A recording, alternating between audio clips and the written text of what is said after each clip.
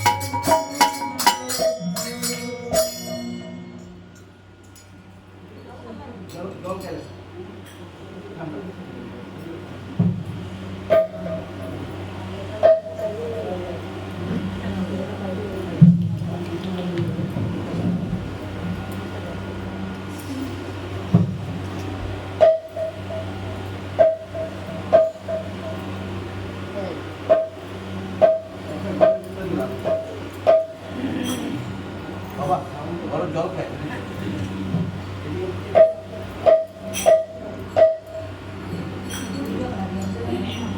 দয়াল ঠাকুর প্রেমের অবতার নামে নিচে দয়াল ঠাকুর প্রেমের অবতার প্রাণ যমুনায় ভান্ডে কেটে আনন্দ পার প্রাণ যমুনায় ভান্ডে কেটে আনন্দ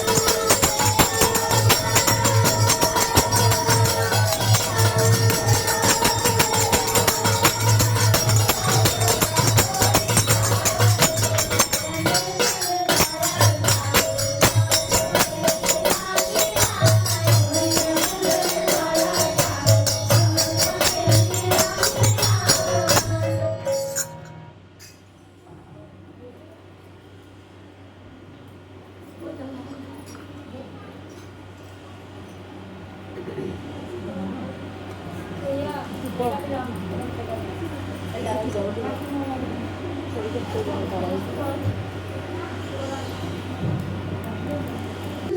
মতন দেখতে, তুই শ্রীপালির বোন না? আমি বলি, হ্যাঁ আমি শ্রীপালির বোন। তো আমাকে জিজ্ঞেস করলো যে তুই কি পড়ছিস, কি পড়ার ইচ্ছা? তো আমি বললাম সব কিছু। তো আমাকে উনি বলেও দিলেন যে এইগুলো এগুলো পড়। দেন ওনার মতো আমি সব কিছু করলাম। তো আমি এই বছর 12 পাস করলাম। উনি আমাকে বললো যেটা পড়তে আমি এটাই নিলাম। নিয়ে এখন আমি যখন আমি এক্সাম শেষ করলাম, আমার হঠাৎ করে মানে চিন্তা যে আমি কোন কলেজে যাবো, কোন কলেজে যাবো। আর কলেজ তো বহুতটাই আছে, এখন কোনটাতে যাবো এটা দেখ মাথা না আমার। তো তো আমার বাবা বললো যে তুই তোর যেটা ইচ্ছা তুই গুলোতে দে, পরে দেখা যাবে কি করে। তো আমি 2-3টা ভালো ভালো চুজ করে আমি এগুলো সব ইন্টারভিউ, এন্ট্রান্স সব কিছু দিলাম। দেওয়ার পরে আমি মোটামুটি সবটার মধ্যেই পেয়েছি। তো এরপর যখন সবটার মধ্যে পেয়েছি এবং কোনটার মধ্যে যাব, তো এরপর হঠাৎ করে মাথার মধ্যে আসলো আমাকে যখন অবিন্দদা বললেন যে এই কোর্সটা নিয়ে পড়তে, তখন আমি ওনাকেই জিজ্ঞেস করি যে আমি কোনখানে গিয়ে পড়বো, কোনখানে গেলে আমার ভালো হবে। তো হঠাৎ করে আমরা তাড়াতাড়ি সব টিকিট করে আমি বাবা হুসুল করে গেলাম, জানিও না ওরা থাকবে কিনা না। এরপর ট্রাই করলাম কি যদি থাকতে পারে তো তো খুবই ভালো হয়। তো আমরা আগে টিকিট করে নিয়েছি। তো টিকিট করার পরে আমরা যেতে যেতে ট্রেনের মধ্যে যেতে যেতে হঠাৎ করে পাপা দাদাভাইকে ফোন করলে এসে বললো। আর দাদাভাই তো দেওঘরের মধ্যে আছে। তো দাদাভাই বললো যে গোবিন্দদা বেরিয়ে যাবে, আমরা মানে দেওঘর যাওয়ার আগেই বেরিয়ে যাবে। তো বললো যে এসে লাভ নেই, আগে সব কলেজ দেখে নেবো কলকাতার মধ্যে। তো কলকাতার মধ্যে গেলাম 3-4টা কলেজ, ভেবেছি 2-3 দিন মধ্যে ওই 2-4টা কলেজ আমার দেখা হবে। কিন্তু ভাগ্যিস যেদিন গেছি, যেদিন গিয়ে আমরা পৌঁছেছি, যেদিন লাগেজ নিয়ে আমি বাবা সব কলেজের মধ্যে গিয়ে সব কিছু বুঝে মানে পড়াশোনা কি হবে, কোথায় থাকবো, কি করবো, সব কিছু দেখে সবটাই দেখলাম। দেখে সবটাই ভালো লাগলো, কোনোটাই এরকম না যে খারাপ লাগলো। তো এখন তো আমরা মানে মুশকিলে পড়লাম যে এখন তো কি করবো। তো তো বললাম যে চলো এখন যাই, দিয়ে দেখি কি বলে কি না। আর পারছি না আমি আর ভাবতে। তো বাবা ওই টিকিট করলো, আমরা দুপুরবেলা গিয়ে পৌঁছলাম। তো অভিজ্ঞতা নেই, কিন্তু ভাগ্যিস আমরা আচার্যদেরকে পেয়ে গেলাম। তো ওই দিনই নাটমাধবের মধ্যে উনি বসেছিলেন। তো আবার কিছু আমার মতনই আছে যারা এরকম পাস করেছে, ওরাও গিয়ে বলছে। তো আমিও চুপচাপ লাইনের মধ্যে দাঁড়িয়ে আমি আমার টার্নের জন্য বসেছিলাম। তো আস্তে আস্তে আস্তে আস্তে আমার সামনে একটা মেয়ে, ও বললো। তো উনি হঠাৎ করে জানি না মানে আমি কোনোদিন ভাবিনি যে আমাকে কোনোদিন বলবে যে তুই মানে মুখস্থ করিস না তুই বুঝে বুঝে পড়িস। আমি মাথায় ভাবছি যে এটা দিয়ে কি করবে যে আমি মুখস্থ ভাবে শিখি বা এরকম করে। তো ওকে জিজ্ঞেস করলো। তো এরপর ও বললো যে না ও মানে মুখস্থ শিখে। তোকে বললো যে না মুখস্থ শিখলে তো হবে না, তুই বুঝবি না, তুই ভুলে যাবি। তোর তো বুঝে বুঝে পড়লে তুই যদি বানিয়ে লিখতে পারবি, আরো বুঝতে পারবি। মার্কস পাওয়াটা বড় কথা না, তোর বোঝাটা ইম্পর্টেন্ট। তুই কতটুকু জ্ঞানটা নিচ্ছিস ওইটা ইম্পর্টেন্ট। মার্কস তো সবাই পায়, কিন্তু ওইটা ইম্পর্টেন্ট না। তো উনি এটা বললো, এটা আমার খুব ভালো লাগলো শুনে। তো এরপর আস্তে আস্তে আমার টার্ন হলো। তো সামনে যে বসে থাকে যে মানে আচার্যদেরকে মানে কথা পাস করে, উনি আমাকে বললো যে থাকতে পারবে, কাপড় ধুতে পারবে, তুমি তোমার নিজের কাজ করে যেতে পারবে। আমি বলি হ্যাঁ আজকে আমি পারবো। আমি ওইটুকু তো সাহস আছে যে আমি বাইরে গিয়ে আমি এসব করতে পারবো। তো বলা আছে ঠিক আছে, আচার্যদেরকে বললো। তো আমাকে উনি মানে খুব সুন্দর করে বুঝালো যে আমি তো বলেছি যে আমি এই 3-4টা কলেজের মধ্যে নাম নিয়ে আমি বলেছি। আমি তো ভাবলাম যে আমাকে এটা নাম বলে দেবে এই কলেজে তুই যাবি, কিন্তু আমাকে এরকম বলি। আমাকে বলেছে যে তুই কলেজে গেছিস, তখন কোন কলেজ থেকে তোর ডিস্টেন্সটা সামনে হবে, তোর কোন কলেজ থেকে তোর আসা যাওয়ার সুবিধা হবে, কোন কলেজে থেকে তুই ভালো করে খেতে পারবি, থাকতে পারবি। কিন্তু পড়াশোনা তো কলেজে শেখাবে না, কলেজে তো সব হুলস্থুল। তো পড়াশোনা নিজেই করতে হবে। তো যেখানে তুই থাকতে পারবি, খেতে পারবি, ডিস্টেন্সটা ভালো, যেখানে মানুষ ভালো আছে, ওইখানে গিয়ে তুই মানে থাকার ট্রাই কর। তো এরকম উনি আমাকে মানে বহুত কিছু বললেন, যে আমাকে এরকম বলে দিয়েছেন যে কোন সাইডে গেলে রেন্ট কম হবে, কোন সাইডে গেলে রেন্ট কম হবে না। তো এরকম সব কিছুই দেখা হলো।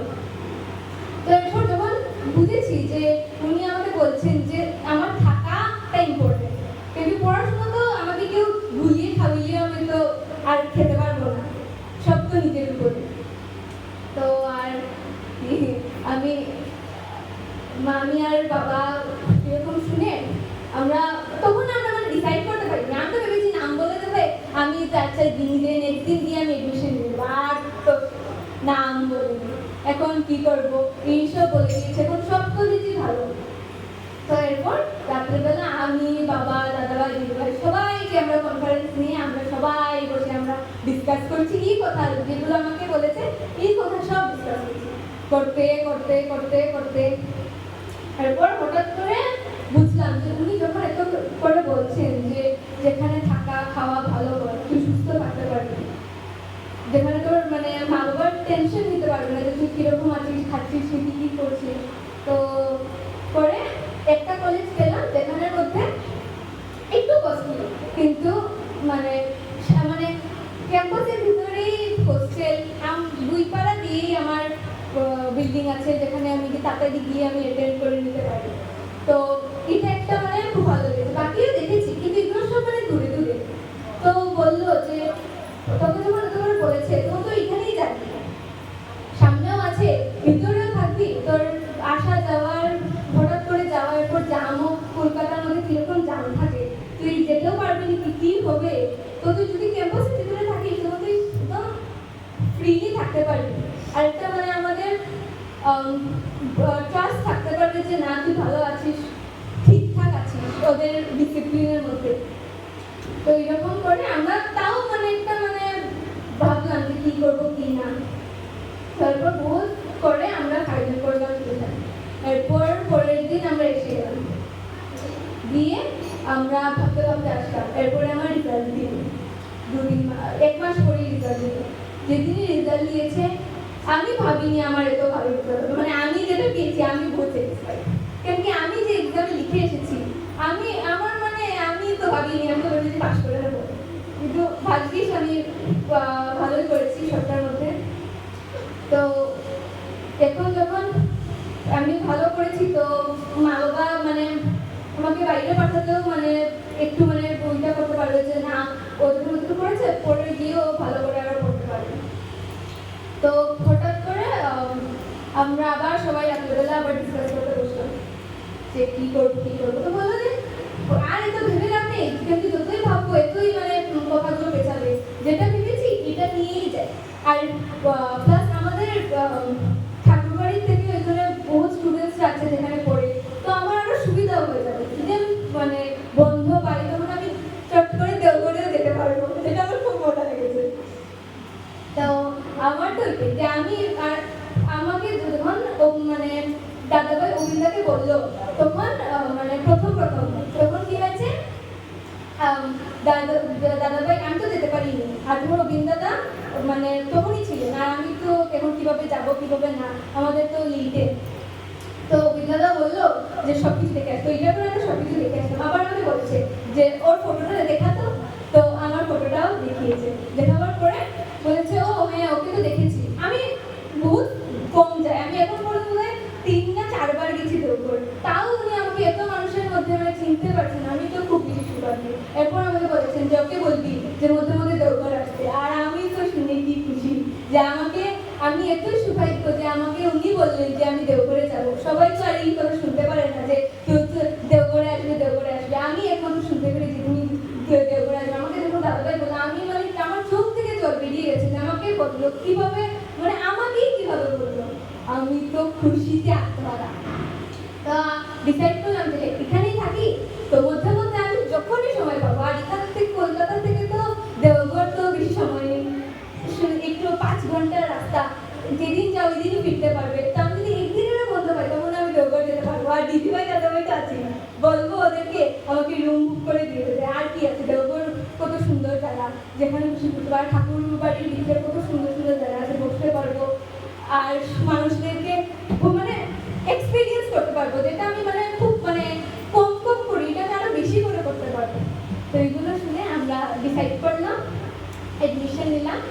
আর এখন তো আমি আগস্টে যাব, যাওয়ার পর আমি সব কিছু বুঝে আবার যদি পারি তো আবার গিয়ে আমি ঠাকুর মানে দেওঘরে গিয়ে প্রণাম করে মানে বলে আসবো। তো ওইটাই আমার স্টোরি, আমি আর বেশি কিছু জানি না। আর এখানে আমি শেষ করলাম। জয় গুরু।